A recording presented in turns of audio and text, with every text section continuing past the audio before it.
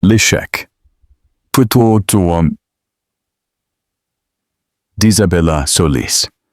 Tout gagné après n'avoir rien perdu. Abonnez-vous à la chaîne. Quel visage à la victoire? Est-ce la satisfaction froide et stérile du coup de marteau d'un tribunal? Ou est-ce l'éclat aveuglant des diamants sous un lustre de salon? Pour une femme, c'était les deux. À 15h15, elle quitta l'audience provinciale de Madrid, son mariage terminé, son compte bancaire vide et son ex-mari souriant d'autosatisfaction. Le monde la tenait pour perdue. Mais à 10h44, 4 heures seulement après, elle émergea d'une Rolls-Royce noire de jais au grand gala du musée du Prado, enveloppée de haute couture. Ceci n'est pas seulement une histoire de divorce. Ceci est l'histoire de comment Isabella Solis a tout perdu pour absolument tout gagner. L'amour, l'air dans la salle 3B, sentait le vieux vernis, le café aigrelet et le désespoir. Pendant 18 mois, cette salle avait été le purgatoire personnel d'Isabella, et aujourd'hui touchait à sa fin. Après avoir examiné l'accord prénuptial daté du 12 octobre 2014, ce tribunal considère que le contrat est valide, contraignant et inébranlable. La juge Elena Valdez ne leva même pas les yeux de ses papiers. Pour elle, ce n'était qu'un autre divorce de la haute société. Un autre mardi. La demande de dissolution est accordée. Tous les actifs énumérés à l'annexe A de l'accord resteront la propriété exclusive de M. Arturo de la Cruz. Un paiement forfaitaire non alimentaire de 250 000 €, comme stipulé, sera transféré à Mademoiselle Solis, née Gomez, après signature. Cette affaire est conclue. Coup de marteau. Une vague de raclements de gorge discrètement satisfait provint de la table adverse. Arturo de la Cruz, titan de la finance, fondateur de la Cruz Global Holdings, était assis comme un empereur romain. Son costume était un brioni sur mesure. Ses cheveux argentés étaient parfaits, et son visage affichait une profonde victoire de conseil d'administration. Il n'avait pas seulement gagné, il avait anéanti. À ses côtés, son équipe juridique de Fuentes, Rios et Asociados rangeait discrètement ses mallettes en cuir de crocodile. M. Fuentes, le requin principal, s'autorisa un mince sourire reptilien. Il regarda l'avocat d'Isabella, un jeune homme sérieux et complètement dépassé, Miguel Herrera, qui fixait son bloc-notes juridique comme s'il contenait les réponses de l'univers. Isabella sentit le poids d'une douzaine de regards, vêtus d'Armani sur son dos. Les amis d'Arturo, les membres de son conseil d'administration, étaient là pour assister à l'exécution finale. « Levez-vous, mademoiselle Solis », murmura Miguel Herrera d'une voix rauque. Isabella se leva. Elle portait une simple robe fourreau bleu marine de Massimo Dutti. Elle datait de 2 saisons. C'était la seule chose respectable qu'Arturo n'avait pas mise à l'entrepôt. Elle n'avait pas dit un mot de toute l'audience. Ce n'était pas nécessaire non plus. Les capitulations matrimoniales, signées sous la contrainte à peine quelques jours avant leur mariage, alors que l'entreprise de son père vacillait au bord d'une faillite orchestrée par De la Cruz, avaient parlé pour elle. Il lui restait son nom, ses vêtements et 250 000 € qui, dans leur monde, n'étaient qu'un pourboire. Elle était officiellement, spectaculairement et publiquement ruinée. Arturo se leva également. Il redressa son gilet et, avec la magnanimité pratiquée d'un vainqueur, s'approcha d'elle. La presse dans le box arrière, recroquevillée comme des animaux en cage, se pencha avec ses téléobjectifs, désespéré d'avoir la photo. « Isabella, dit-il, d'un ton bas et condescendant. J'espère qu'il n'y a pas de rancune. Les affaires sont les affaires. » Il regarda son avocat. « Et vous, maître Herrera, un effort courageux. Peut-être la prochaine fois, rester au procès pour amende de circulation. La mâchoire de Miguel se contracta, mais Isabella posa une main légère sur son bras. Elle se tourna vers Arturo, l'homme qui l'avait courtisé, épousé, puis isolé systématiquement. L'homme qui l'appelait son petit oiseau et qui ensuite avait coupé ses ailes, ses amitiés et ses liens familiaux. L'homme qui, elle l'avait découvert, détournait de l'argent vers sa nouvelle maîtresse, Carla Prado, depuis 2 ans, utilisant une société écran qu'il pensait qu'elle était trop stupide pour remarquer. Elle regarda son visage parfaitement beau et absolument cruel. Et puis, elle fit la seule chose à laquelle personne dans la salle ne s'attendait. Isabella Solis sourit. Ce ne fut pas un petit sourire, poli ou vaincu. Ce fut un sourire énigmatique, à haut voltage et à combustion lente, qui commença au coin de sa bouche et illumina tout son visage. C'était le sourire d'une femme qui savait un secret délicieux et explosif. Le propre sourire d'Arturo faiblit. Il recula involontairement. « Quoi? Qu'est-ce qui est si drôle? »« Oh, Arturo, » dit-elle, sa voix claire et audible dans la salle muette. « Tu n'as aucune idée. » Elle se retourna, sans attendre de réponse. Avec Miguel Herrera à ses côtés, elle marcha dans le couloir central. Les obturateurs des caméras commencèrent à cliquer, cliquer, cliquer, cliquer. Un battement mécanique frénétique. Arrivant aux lourdes portes de chêne, elle passa devant la galerie publique. Au dernier rang, une jeune femme blonde platine, Carla Prado, était assise, des lunettes de soleil à l'intérieur. Elle essayait de passer inaperçue, mais le diamant de 8 carats à sa main gauche, un cadeau de préfiançailles, selon l'ABC, était pratiquement incandescent. Carla attendait pour consoler le vainqueur.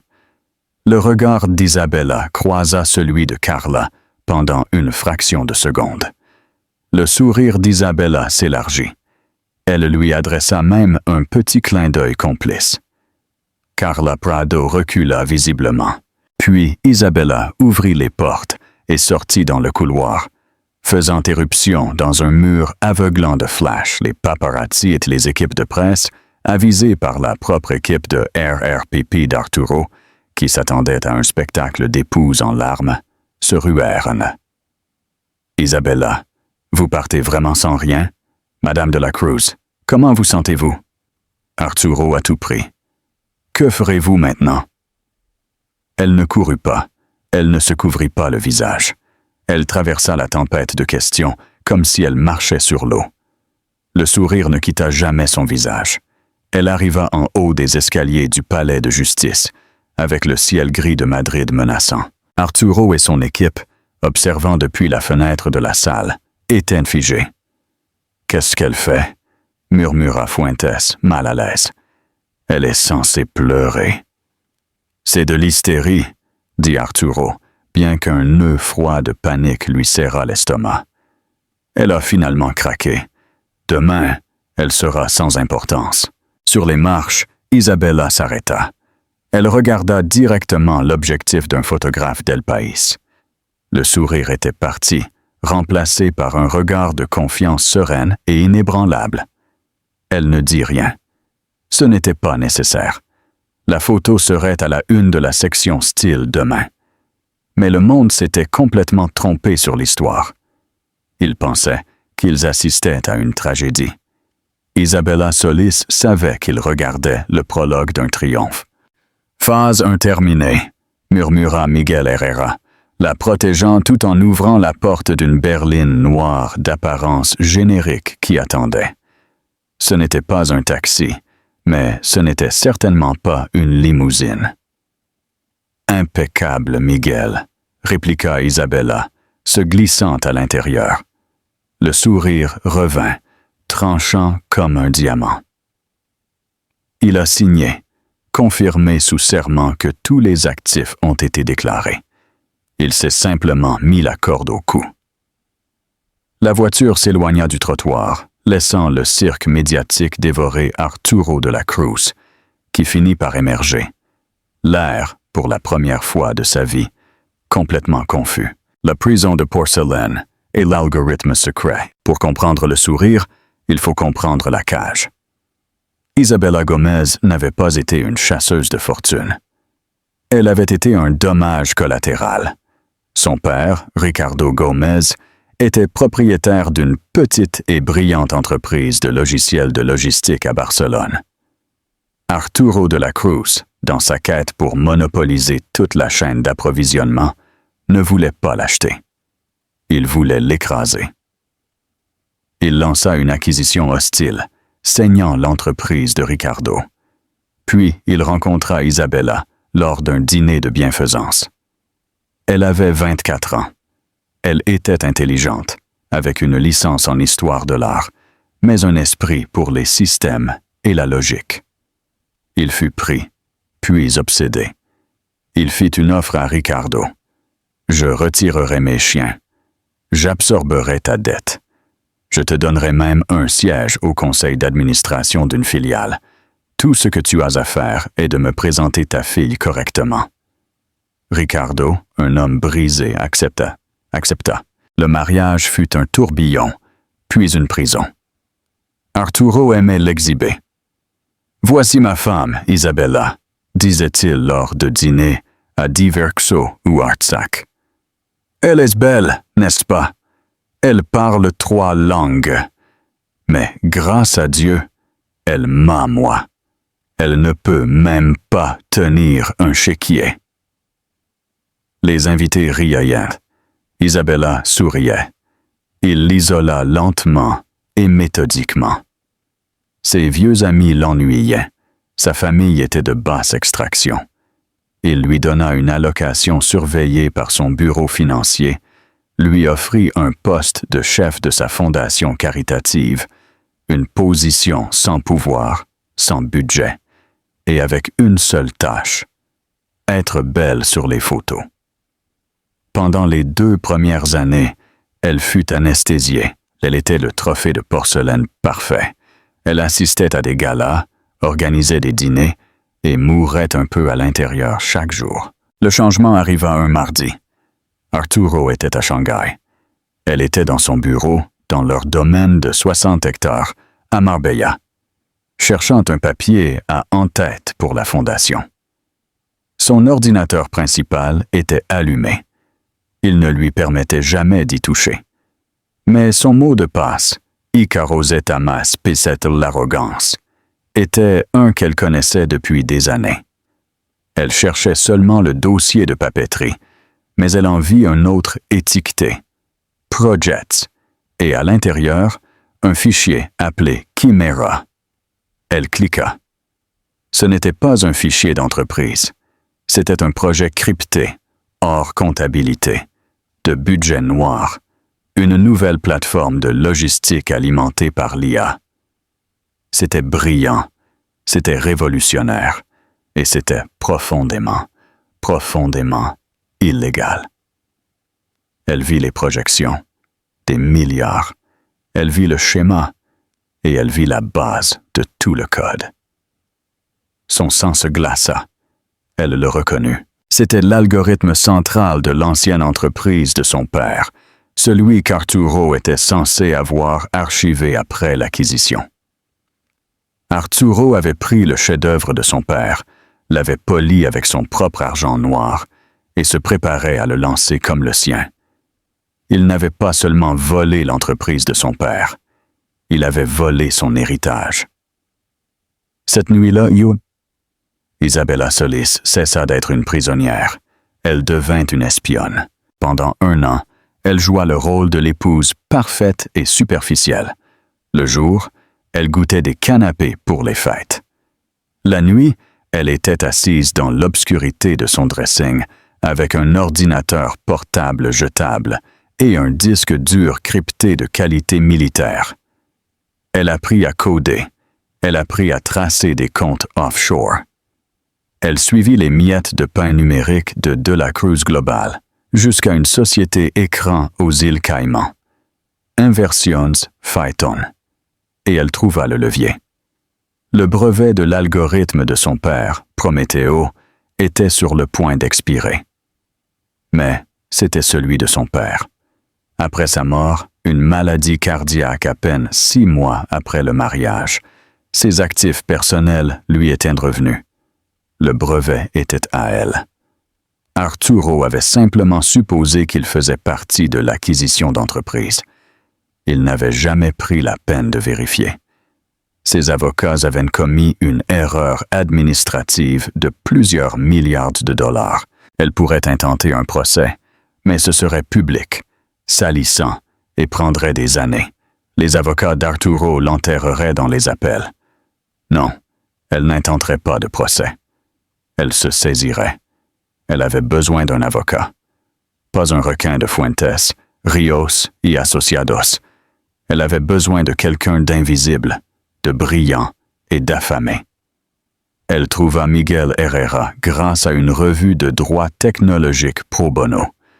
C'était un génie de l'informatique légale qui venait d'être licencié d'un cabinet de renom pour avoir dit à un associé qu'il était éthiquement compromis. Elle le rencontra dans un Starbucks à Getafe, avec un sweat à capuche et des lunettes de soleil. Elle exposa les données.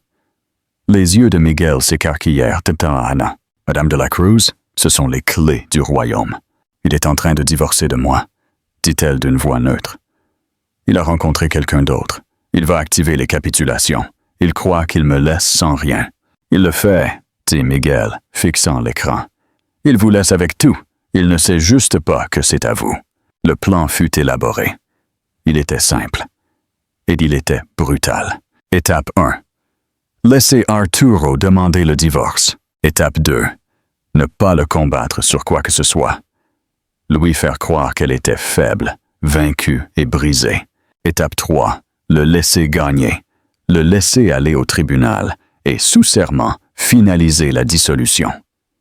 Laisser le coup de marteau de la juge tomber. Étape 4. Au moment où le divorce serait finalisé, elle redeviendrait Isabella Solis. Et ses actifs prématrimoniaux, y compris le brevet Prométhéo, seraient les siens, et seulement les siens. Arturo n'aurait aucun droit conjugal. Étape 5. Pendant qu'Arturo trinquerait à sa victoire, Isabella et Miguel exécuteraient le plan réel.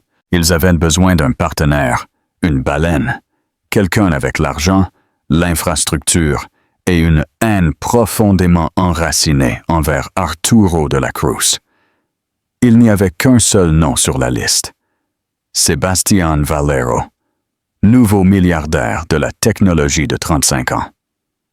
Une énigme de la Silicon Valley qui avait déplacé son Valero Digital Ventures à Madrid spécifiquement, comme il l'avait dit, pour briser le club des vieux. Louis et Arturo se détestaient. Leur rivalité faisait l'objet de légendes du Cinco Días. Miguel Herrera obtint un rendez-vous.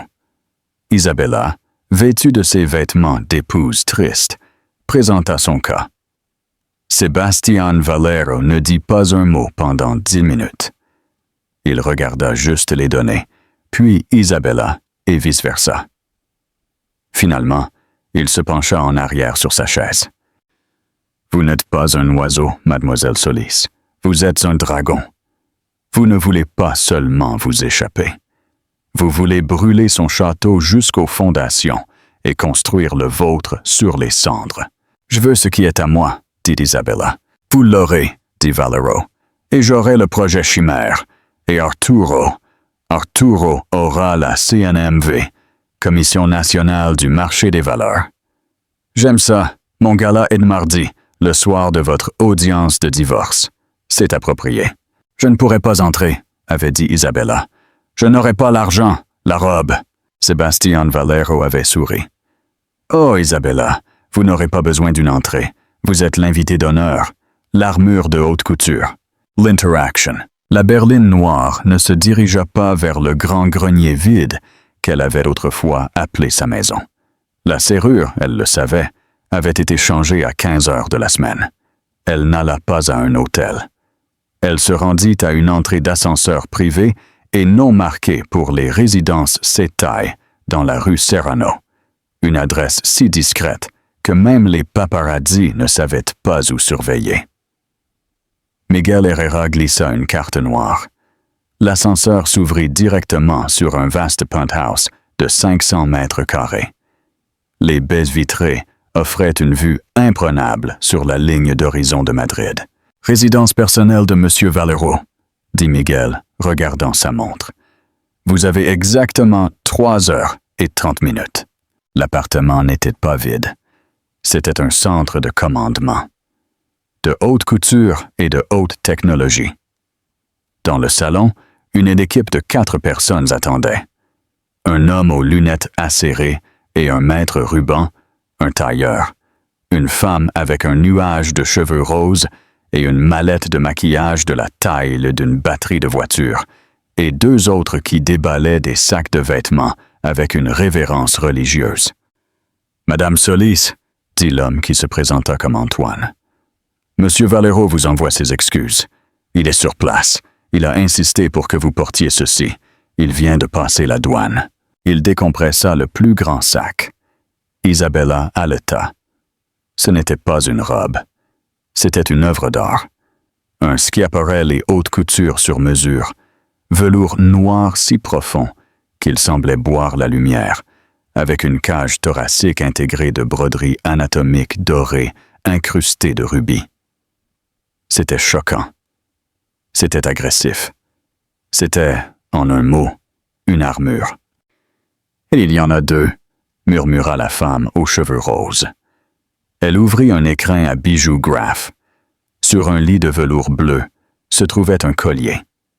Une cascade de diamants blancs immaculés, centré par un seul et impressionnant diamant jaune canari de la taille d'un œuf de rouge-gorge. « C'est trop, » murmura Isabella, portant sa main à sa gorge. « C'est exactement suffisant, » dit Antoine. « Le thème du gala est « Les nouveaux dieux ». Vous allez être Perséphone de retour des enfers. Maintenant. » Pendant les 3 heures suivantes, Isabella Solis fut déconstruite et reconstruite. Elle fut frottée, polie et massée. Ses cheveux d'épouse respectable, à hauteur d'épaule, furent ramenés en un chignon sévère et élégant, qui exposait le décolleté de la robe. Son maquillage était dramatique. Un œil charbonneux, une peau pâle et parfaite, et une lèvre rouge sang intense. Pendant qu'il travaillait, Miguel Herrera était dans le coin avec son ordinateur portable. Sa propre transformation se déroulait. « Le décret est déposé, » dit-il, sans lever les yeux de son écran. « Vous êtes officiellement Isabella Solis. Vos nouveaux comptes bancaires sont actifs, financés par le transfert initial de Valero. » « Et la société écran fêtonne ?» demanda Isabella, pendant que la maquilleuse appliquait une dernière couche de mascara d'aspect dangereux. « L'équipe numérique de Valero vient d'initier le transfert hostile. Nous avons pris le contrôle des serveurs des Caïmans. Les codes d'accès d'Arturo sont nuls. Et le brevet? J'ai déposé l'injonction contre De la Cruz Global pour infraction à 15 heures sept. Tout après le coup de marteau. Ils viennent d'être notifiés. Fuente est probablement en train de faire une crise cardiaque au moment où nous parlons. « Bien, » dit Isabella. La fermeture éclair de la robe remonta. Elle lui allait comme une seconde peau. Le collier fut bouclé. Il était froid et incroyablement lourd. Le poids de son nouveau pouvoir. Elle se tint devant le miroir. La femme qui était sortie du palais de justice, une femme pâle et oubliable dans une robe bleu marine, était partie. La femme dans le miroir était terrifiante. C'était une reine. « Une dernière chose, » dit Antoine. Il sortit une petite boîte en velours. À l'intérieur, il n'y avait pas de bijoux. C'était une seule carte métallique noire. « Une Amex Centurion, la vôtre nouvelle, » dit Miguel, souriant pour la première fois de la journée.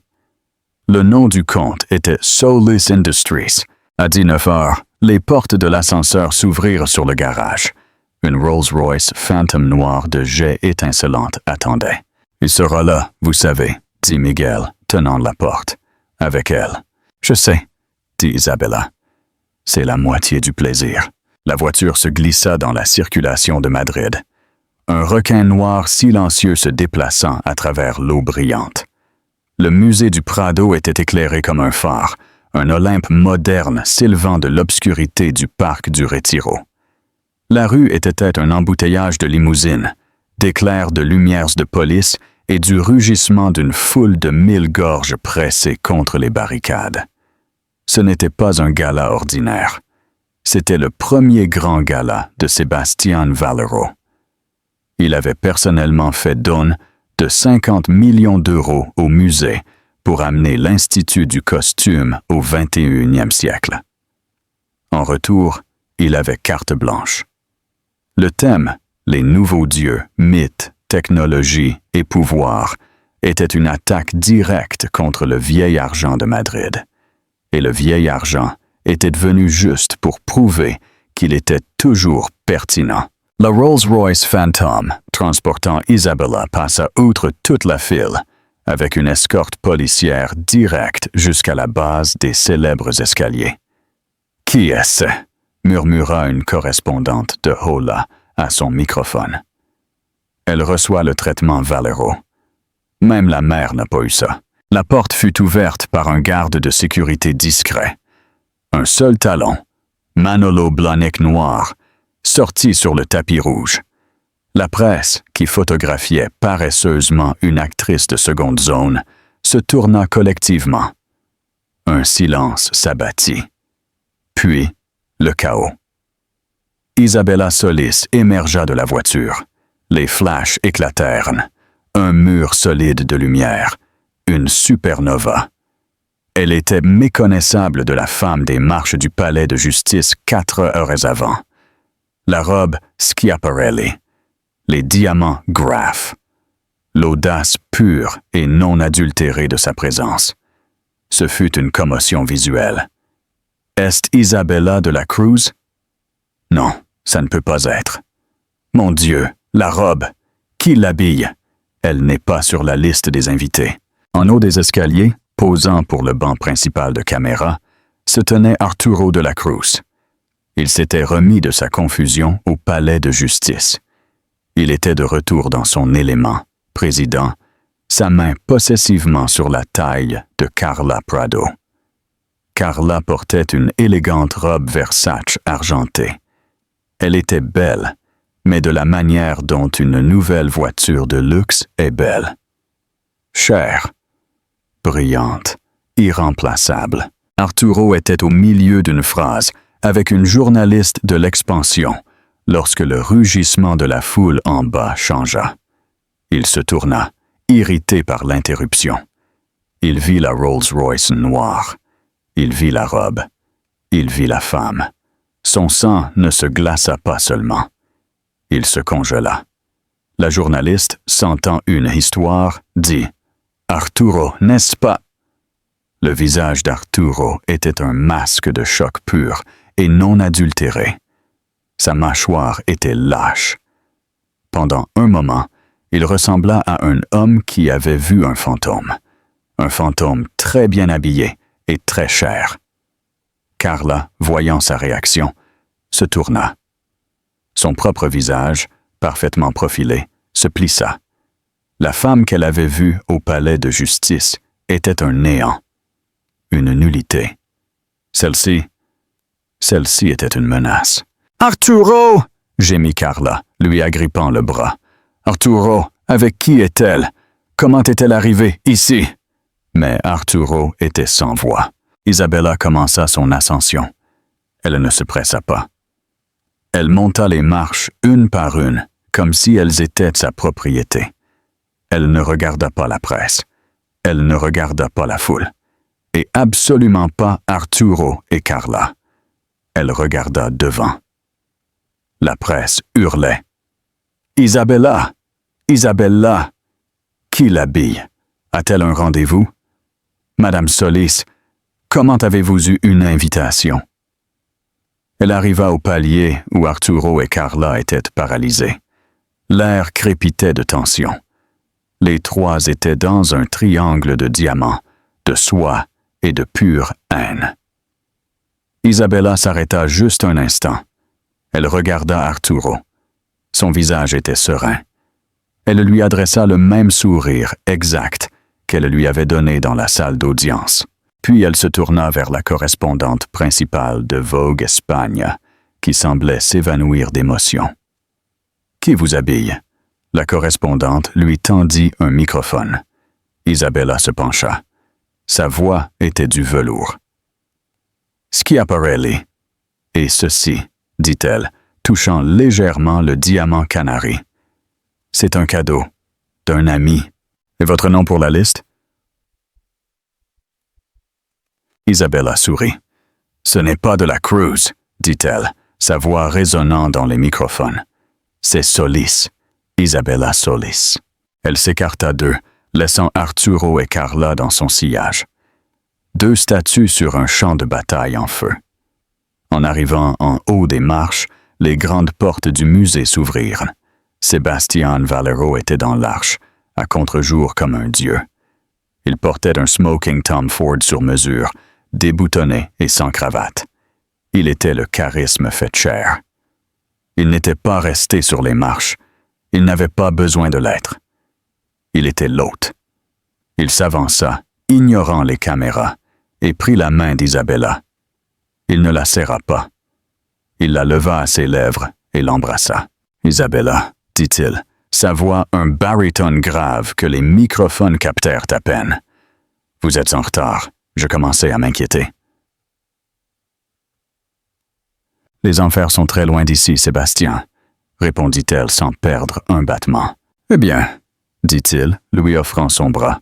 « Bienvenue de nouveau à la lumière. » Ensemble, les nouveaux dieux, ils se retournèrent et entrèrent dans le gala. Laissant le monde et un Arturo de la Cruz très en colère, se demandaient ce qui venait de se passer. L'annonce et l'effondrement du Titan. Le grand salon du Prado avait été transformé. Ce n'était plus une salle de statues. C'était un Olympe techno-sombre. Les sols de marbre noir brillaient sous des projecteurs stratégiquement placés, projetant des ombres longues et dramatiques. Le temple de Débode, référence madrilène, n'était pas seulement éclairé. Il était vivant, baigné d'une lumière bleue électrique qui palpitait au rythme d'une basse ambiante électronique. L'air était épais de l'arôme de baccarat rouge 540, de jasmin de nuit et du son de négociations discrètes de plusieurs milliards d'euros. L'arrivée d'Isabella avec Sebastian Valero eut l'effet d'une bombe nucléaire. Le murmure, qui avait été un bourdonnement poli en arrière-plan, monta à un sifflement frénétique de haute fréquence. Tous avaient vu les alertes de Page 6 et d'El Mundo cet après-midi. Isabella de la Cruz part sans rien. L'ex-épouse d'Arturo est laissée sans butin. Et pourtant, elle était là. « C'est elle », murmura une femme derrière un grand arrangement floral, sa voix aiguë d'incrédulité. Pas censée être ici. Elle est censée être, je ne sais pas, à Tolède. « Regarde le collier », siffla sa compagne. « Mon Dieu, c'est le canari de Valero. Je pensais qu'il était dans son coffre privé à Genève. Ce n'est pas un prêt. C'est un acte de propriété. Elle est avec Valero. Arturo va avoir un anévrisme. Laisse ton commentaire. Crois-tu qu'Isabella aurait dû aller directement à la CNMV ou que la vengeance publique est plus satisfaisante? Les épouses, comme Isabella les avait appelées en privé, entouraient. C'étaient les femmes qui avaient été ses amies pendant 5 ans, qui avaient déjeuné avec elle à San Celoni et Koch, qui avaient partagé du cava à Ibiza, et qui, toutes à la fois, l'avaient abandonnée dès que l'affaire d'Arturo avec Carla Prado était devenue publique. Leurs maris étaient tous au conseil d'Arturo, ou jouaient au golf avec lui au Real Club Valderrama. L'une d'elles, la reine de la ruche, Patricia Alberni, se sépara d'un groupe et se glissa vers elle. Patricia était vêtue d'une élégante et sûre robe de soirée Carolina Herrera. Elle était de la vieille noblesse et voyait Isabella comme une expérience ratée. « Isabella, chérie !» roucoula Patricia, les yeux non sur le visage d'Isabella, mais sur le diamant canari. Son sourire était un chef-d'œuvre de sympathie socialité, c'est-à-dire tout en dents et en venin. J'étais tellement dévasté d'apprendre la nouvelle. Nous l'étions toutes. Nous nous sommes sentis très mal pour toi. Tu as l'air étonnamment bien, considérant tout. Le sous-texte était clair. Que fais-tu ici, petit cas de charité? Qui t'a laissé entrer? Isabella, qui se serait auparavant recroquevillée sous ce regard, le rencontra maintenant avec une expression placide, presque ennuyée. « Patricia, » dit Isabella, sa voix claire et froide, prenant une coupe de champagne sur un plateau qui passait. « C'est agréable. Et comment va Roberto? » Le sourire de Patricia faiblit. « Roberto, il va bien. Il est près du bord. »« Bien, » dit Isabella, prenant une petite gorgée. « Je me demandais juste, j'ai lu une analyse de projection sur De la Cruz Logistica Asia. J'ai entendu dire que leur projection du 3e trimestre était, pour ainsi dire, optimiste. » Patricia pâlit. Son mari, Roberto, était le chef de cette division spécifique et défaillante. « Je ne saurais vraiment pas. Je ne m'occupe pas de... »« Tu devrais, » dit Isabella, son sourire soudain tranchant comme un fragment de diamant. « Je trouve que c'est toujours mieux de savoir quand un navire prend l'eau, surtout quand vous êtes dans une cabine de première classe. Maintenant, si vous me le permettez, je crois que Sébastien attend. » Elle laissa Patricia Alberni bouche bée, une parfaite eau de choc. Patricia n'avait pas seulement été renvoyée, elle avait été avertie. Le message était clair. « Je ne suis plus l'une des vôtres, et je connais tous les secrets de vos maris. » Elle glissa à travers la salle, un iceberg tranquille et magnifique en surface, avec 9/10 de son pouvoir caché, immortel. Elle était près de l'exposition du temple de Débode, quand finalement l'attaque qu'elle attendait arriva. Une main l'agrippa au bras, forte, comme une presse. « Quel est ce jeu, Isabella? »« Arturo. » Son visage, si beau à la télévision, était d'un rouge marbré et terrifiant. Il respirait lourdement, sa veste brionnie se raidissant. Il avait contourné la sécurité personnelle de Sébastien dans une rage aveugle. Carla Prado flottait à quelques mètres derrière lui, ressemblant à une enfant effrayée, sa robe Versace argentée semblant soudainement bon marché. « Arturo !» dit Isabella, sa voix dangereusement basse.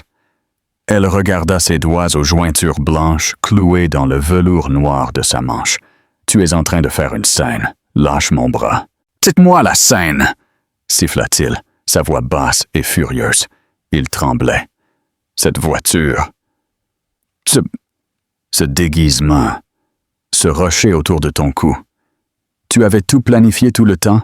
Était-ce ton pathétique plan traître pendant que tu pleurais dans ma maison?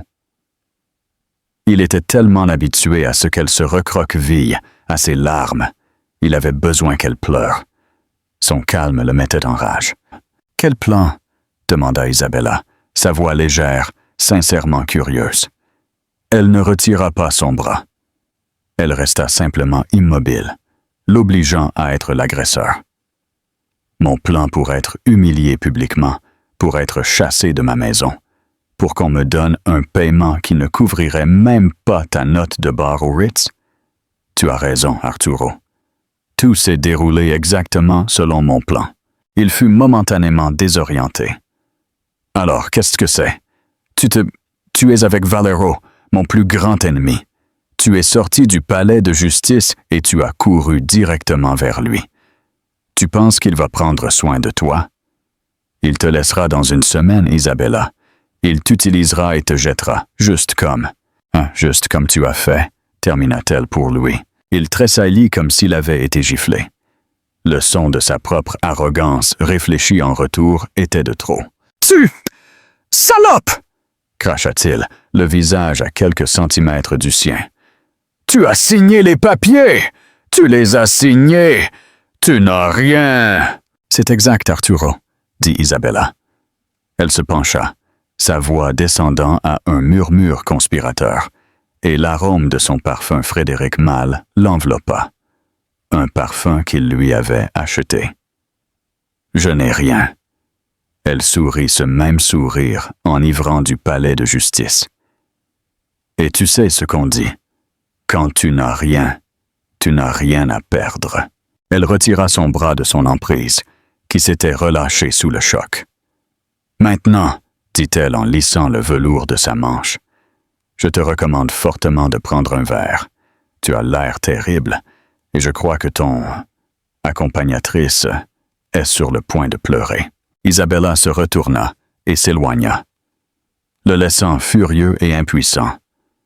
Toute la rencontre avait duré moins de 90 secondes, mais une douzaine de téléphones l'avaient capturé. Elle trouva Sebastián Valero à côté de la scène principale, où il parlait avec animation à un sénateur et au PDG de Google. Il la vit approcher, vit la tempête d'Arturo dans son sillage, et un sourire lent et appréciateur s'étala sur son visage. « Tout va bien, Perséphone ?» murmura-t-il, tandis qu'elle le rejoignait, lui tendant une coupe de champagne fraîche. « Parfait, » dit-elle. « Il est nerveux. »« Un nerveux, c'est bon, » dit Valero, les yeux brillants. « Les frelons sont dans le nid. Voyons si nous pouvons les faire essaimer. » Il tapa sur un microphone au pupitre. Un ping électronique aigu fit taire la salle. La musique ambiante s'estompa. Un projecteur le trouva. « Bonsoir à tous !» La voix de Sebastián Valero résonna dans tout le salon. Le bavardage s'éteignit instantanément. « Bienvenue! Bienvenue à l'Olympe !» Quelques applaudissements courtois, quoique nerveux. Arturo et Carla avaient trouvé des sièges à une table près du devant, juste à côté des pâles Alberni. Arturo regardait Valero avec une aversion pure et non adultérée. « J'adore ce musée », continua Valero, marchant sur la scène. Son smoking Tom Ford, un contraste frappant avec son énergie canaille. Il est plein d'histoires, histoire de dieux, de monstres, d'empires qui pensaient durer pour toujours, et du nouveau sang qui s'est levé pour les remplacer. Il sourit. Ce soir, nous célébrons un nouvel avenir, un avenir de transparence, d'innovation et de rupture. Il laissa ce mot flotter dans l'air, une menace à 100 000 € le plat. Mon entreprise, Valero Digital Ventures, s'est longtemps intéressée à ce dernier point. La rupture. Et ce soir, je ne suis pas seulement là pour vous montrer de vieilles statues. Je suis là pour annoncer l'acquisition d'un nouveau portefeuille, une technologie si puissante, si révolutionnaire, qu'elle va tout changer. La salle était silencieuse. Ce n'était pas un discours de gala normal. Tout le monde connaît de la Cruz Global Holdings, dit Valero. Ce ne fut pas un halètement. Ce fut une aspiration. Le son de 500 poumons inhalant à la fois. On ne nomme jamais un concurrent, un rival, lors d'un événement comme celui-ci. C'était une rupture d'étiquette si profonde que c'était presque une déclaration de guerre. Arturo de la Cruz se redressa, d'un coup sec. Sa chaise racla le marbre. « Vous les connaissez » dit Valero, sa voix le scalpel d'un chirurgien. Comme une partie fiable, quoique ennuyeuse, de la vieille garde. Une entreprise de logistique, mais ce que vous ne savez pas, c'est qu'ils gardent un secret. Un projet si secret qu'ils l'ont gardé hors de leur propre livre. Un projet qu'ils ont appelé Projet Chimère. Le nom frappa la salle comme un coup de poing physique. Arturo se tourna lentement, mécaniquement, son regard furieux et confus, balayant la salle jusqu'à ce qu'il trouve Isabella. Elle se tenait près de la scène, baignée dans la lumière bleue, l'observant. Elle ne souriait pas. Elle n'était pas en colère. Elle observait simplement. Et à cet instant, Arturo de la Cruz comprit. Il n'avait pas été au palais de justice pour un divorce. Il avait été au palais de justice pour une exécution. Et il venait d'être déclaré mort. Projet de chimère, continua Sébastien Valero, sa voix résonnant d'une puissance théâtrale. C'était un maître de cérémonie, et c'était son chef-d'œuvre. Il se promena au bord de la scène, non comme un hôte, mais comme un procureur. Toute la salle était son jury. Un réseau logistique entièrement autonome, alimenté par l'IA, expliqua-t-il, avec un ton de fausse admiration. Il est prédictif. Il s'auto-répare. C'est une technologie qui rendra obsolète toute autre chaîne d'approvisionnement sur Terre. C'est une idée d'1 billion de dollars, mes amis. 1 billion. Avec un B. Il laissa ce nombre flotter dans l'air. Un poids spectaculaire et brillant. Dans l'audience, les investisseurs qui détenaient des participations dans De la Cruz Global s'agitèrent, les yeux écarquillés. Un projet d'1 billion de dollars dont ils n'avaient jamais entendu parler. Un projet si secret, dit Valero, baissant la voix, qu'Arturo ne l'a pas seulement caché à ses concurrents. Il l'a caché à son propre conseil d'administration. Il l'a caché à ses actionnaires. Il l'a caché à la CNMV. Il l'a financé avec des comptes hors comptabilité, de l'argent noir et une société écran au Caïman. Un halètement collectif et horrifié. Ce n'était plus seulement une rivalité. C'était une accusation criminelle. Chaque téléphone dans la salle n'enregistrait pas seulement. Il transmettait. Arturo de la Cruz se leva. « C'est une calomnie, Valero !» rugit-il, son visage un masque de rage pourpre. « Tu es un charlatan. Tu n'as pas de preuves, toi. »« Assieds-toi, Arturo, » dit Valero. Ce ne fut pas une requête. Ce fut un ordre froid et plat. « Les adultes parlent, tu vois » continua-t-il, se tournant vers la foule envoûtée. « Ce n'est même pas la partie la plus intéressante. La partie la plus intéressante est que le projet chimère a été construit sur un mensonge. » Il regarda directement Arturo, un sourire de loup jouant sur ses lèvres. Il a été construit sur un terrain volé. Arturo, qui était à mi-chemin de retour à son siège, se figea. Son visage, qui avait été rouge, était maintenant d'un blanc cireux et maladif. Il le savait. Dans cette microseconde. Il le savait. Vous voyez? Pour construire cette chimère, Arturo avait besoin d'un algorithme fondamental, une étincelle, une clé. Un petit morceau de génie qu'il ne pouvait pas créer par lui-même. Alors il en a trouvé un. Il l'a trouvé dans une petite entreprise brillante qu'il a acquise il y a des années. Une entreprise appelée Prometeo Software, à une table dans le fond. Monsieur Fuentes, l'avocat principal d'Arturo, qui était venu célébrer la victoire, semblait avoir reçu un coup de feu. Il cherchait à tâtons son téléphone, ses mains tremblant tellement qu'il le laissa tomber dans son assiette de salade. Arturo a supposé que le brevet central de cet algorithme faisait partie de l'achat de l'entreprise, dit Valero, sa voix dégoulinant de fausse sympathie. Une erreur administrative, un oubli, une gaffe de plusieurs milliards de dollars. Il a construit tout son empire secret sur une base qui ne lui appartenait pas. Par conséquent, dit Valero, au cours des 6 derniers mois, mon équipe chez Valero Digital a été en communication. Non pas avec De la Cruz Global, mais avec le véritable propriétaire du brevet Prometeo. La seule héritière légale. Le projecteur qui avait été sur Valero s'éteignit. La salle sombra dans une obscurité momentanée et palpitante. Le seul son fut l'inhalation collective et silencieuse de 500 des personnes les plus puissantes du monde. Clac! Un seul projecteur blanc brillant frappa Isabella Solis.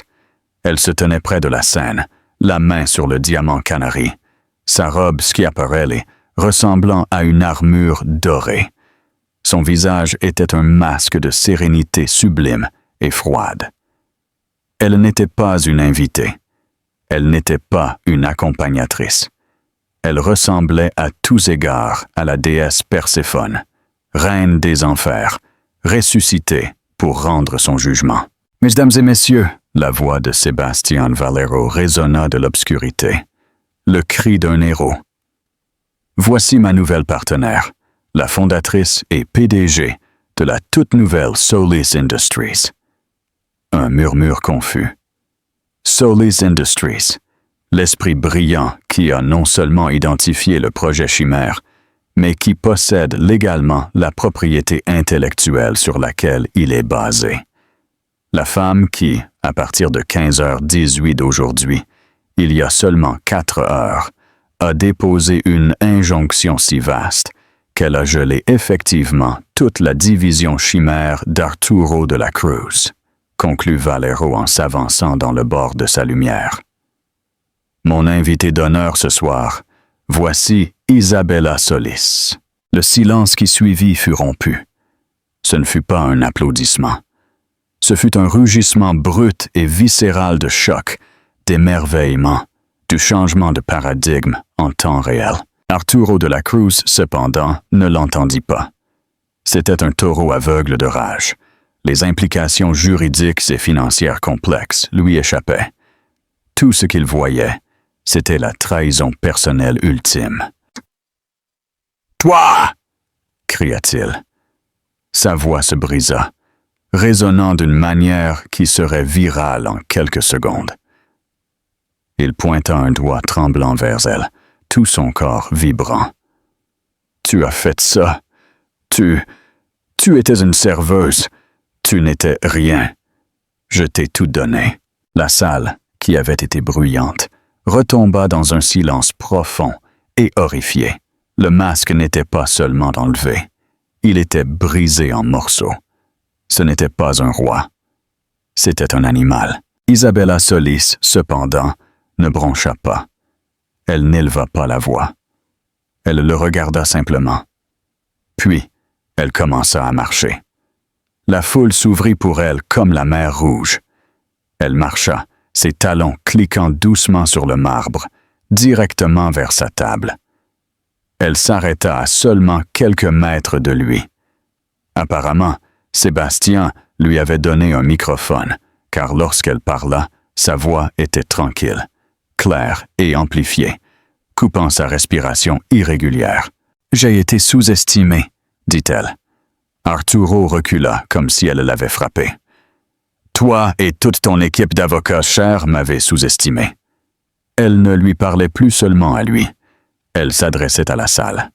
« Tu pensais que j'étais stupide? Tu as dit à tes amis que je ne pouvais pas tenir un chéquier. Tu m'as dit, le soir de nos noces, que mon seul travail était d'être jolie. Alors je l'ai fait. Je me suis faite jolie et j'ai souri, pendant que je te regardais construire tout ton futur sur ma fondation. » Elle fit un pas de plus. « Tu étais si désireux de te débarrasser de moi, si désireux de m'enfermer et de l'amener, elle. » Elle lança un regard fugace à Carla, qui semblait sur le point de vomir. « Tu as accéléré ce divorce. Tu ne voulais pas me donner un centime de plus que ce qui était stipulé dans les capitulations. Et aujourd'hui, dit-elle, sa voix une lame chirurgicale de soie, au palais de justice, devant la juge Elena Valdés, ton avocat, Monsieur Fuentes. » Elle fit un signe de tête vers la table du fond, où Fuentes semblait prier pour une météorite égarée. « T'as fait confirmer sous serment que tous les actifs conjugaux avaient été déclarés. Tu as juré devant l'État que la dissolution était finale. Tu as coupé mes finances des tiennes de manière permanente. » Un unique halètement collectif s'éleva de la foule, qui comprit alors le piège. « Tu n'étais pas en train de divorcer de moi, Arturo. » Son sourire était maintenant celui d'un prédateur. « Tu étais en train de me libérer. Tu as signé sous serment que tu n'avais plus de droit sur moi ou mes actifs. Et mon actif prématrimonial, ce brevet Prométhéo, sa valeur vient de monter en flèche. Sébastien Valero revint au pupitre, un téléphone à la main, avec une expression sombre. En effet, dit Valero, sa voix interrompant, j'ai une annonce de plus. À 19h. Compte, il y a 10 minutes, le conseil d'administration de la Cruz Global Holdings, dont beaucoup sont dans cette salle. Il fit un geste vers Roberto Alberni, qui se tenait maintenant la poitrine. N'est-ce pas, Roberto? Ont tenu un vote virtuel d'urgence. Étant donné l'exposition juridique catastrophique, l'enquête imminente de la CNMV, pour avoir fraudé les actionnaires en dissimulant un actif multimilliardaire et le fait que leur projet principal de R&D est maintenant la propriété légale d'un concurrent, ils ont voté à l'unanimité pour vous destituer de votre poste de PDG avec effet immédiat. C'était fini. L'exécution était complète. Arturo de la Cruz, un titan de l'industrie, un nouveau dieu à part entière, trébucha. Ce n'était pas un dieu. C'était juste un homme qui avait tout perdu en 4 heures. Je te détruirai, s'étouffa-t-il, sa voix un murmure irrégulier. Je te verrai au tribunal pour le reste de ta vie. Non, Arturo, tu ne le feras pas, dit Isabella, et sa voix était presque aimable, ce qui était la partie la plus terrifiante. Tu es en faillite ou tu le seras. Elle regarda Carla, dont le visage était une ruine de mascara coulant. Ce bel compte offshore vers lequel tu détournais de l'argent. Inversion Phaéton, un petit clin d'œil à la mythologie, le fils du dieu soleil qui a écrasé le char de son père. J'ai choisi le nom moi-même. Isabella avait contrôlé la société écran tout le temps. Tout cet argent que tu as envoyé à ta petite amie, continua Isabella, tout a été placé dans une fiducie gérée par Solis Industries. Il sera restitué, bien sûr, aux actionnaires de la Cruz Global que tu as volé. Carla Prado laissa échapper un petit son étouffé. Un animal mourant. L'argent était parti. L'homme était parti. Elle se leva, renversa sa chaise et s'enfuit du salon de bal. Une traînée de Versace ruinée et de rêves brisés. Une note de bas de page. Isabella regarda l'homme qui avait été son mari. Il était creux. Une coquille. Un homme creux, dans un costume creux. Tu sais, Arturo, dit-elle doucement, se penchant pour un dernier mot dévastateur. Tu avais raison sur une chose il y a toutes ces années. Les capitulations matrimoniales étaient inébranlables. Elle laissa le silence se maintenir, une lame suspendue. Elles m'ont protégé. De toi. La salle était si silencieuse qu'on aurait pu entendre tomber un diamant. Épilogue. Reine de l'Olympe. Les finales significatifs. Le silence qui suivit la ligne finale dévastatrice d'Isabella ne fut pas seulement une absence de bruit. Ce fut un poids physique. Ce fut le son de toute une structure de pouvoir, de toute une hiérarchie sociale s'effondrant sur elle-même. Arturo de la Cruz resta seul au centre de la salle, un roi dans une pièce qui venait de réaliser que tous les autres acteurs avaient quitté la scène. C'était un vide, un homme creux. Il ouvrit la bouche, mais aucun son n'en sortit. La rage s'était consumée en lui, ne laissant que de la cendre. Il n'était plus une menace, c'était une relique. Il était la vieille statue. Elle était le nouveau Dieu. Il se retourna. Non pas avec fracas, mais avec un gémissement lent et agonisant. Alors qu'il pivotait vers la grande sortie, le charme se rompit. Le premier son fut le clic-clac d'une douzaine de caméras de la barrière de presse qui venait d'être libérée par la sécurité du gala. Le second fut l'éruption soudaine et sauvage des flashs. Une nouvelle supernova.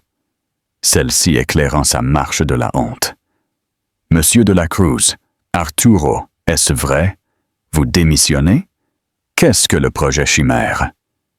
Les questions arrivèrent comme des balles, mais il ne sembla pas les entendre. Il passa devant la table où étaient assis Roberto et Patricia Alberni. Patricia, qui avait tenté de parrainer Isabella 1 heure plus tôt, regardait maintenant Arturo avec quelque chose au-delà de la pitié, du mépris. Le mépris de la meute pour un chef blessé est désormais inutile. Il trébucha sur la marche supérieure, un petit et pathétique titubement, avant de disparaître dans le vestibule. Un empereur déchu avalé par le monde même qu'il avait essayé de gouverner. La salle, à l'unisson, se tourna vers Isabella. L'air crépitait, épais d'émerveillement, de peur et d'un nouveau et frénétique recalcul. Chaque personne dans ce salon, les investisseurs, les banquiers, les socialites, les épouses, était en train de recalibrer tout son univers autour de ce nouveau point fixe. Isabella Solis n'était pas une accompagnatrice. Elle n'était pas un trophée. Elle était, à partir de ce moment, la femme la plus puissante de la salle. Et alors, Sébastien Valero, le maître de cérémonie, donna son ordre final. Il fit signe à l'orchestre caché sur un balcon. Le silence fut brisé, non par le bavardage, mais par le crescendo doux et ample d'un violon. Une valse. Strauss. C'était classique, c'était traditionnel, et, dans ce contexte, c'était un acte de pouvoir suprême et audacieux. Sébastien Valero descendit du pupitre. Il traversa le vaste sol de marbre. C'est pas le seul son à part la musique. Il ignora les centaines de caméras de téléphone pointées sur lui. Il n'avait Dieu que pour Isabella. Il s'arrêta devant elle. Il ne dit pas un mot. Il sourit simplement, un regard d'admiration profonde et non adultéré dans ses yeux. Puis, avec toute l'oligarchie de Madrid comme témoin, Sébastien Valero fit une légère et formelle révérence.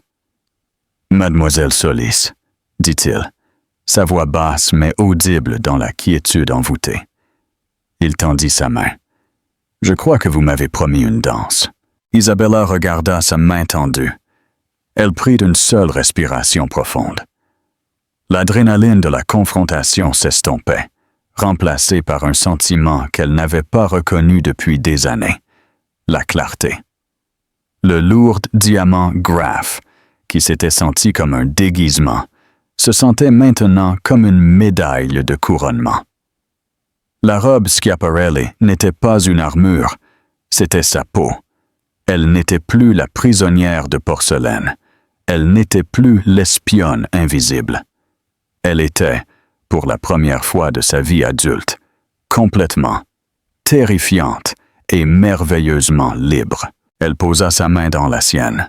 « Je crois que oui, Monsieur Valero. » Il la mena au centre de la piste, l'espace que le fantôme d'Arturo venait de libérer. Alors qu'il posait sa main sur le bas de son dos, sur la cage thoracique brodée d'or de sa robe, la musique s'amplifia. Il l'entraîna dans la valse. Ils bougèrent comme un seul. Un vortex de velours noir et de diamants blancs. La foule regardait, hypnotisée. Ce n'était pas une danse. C'était la revendication d'un territoire.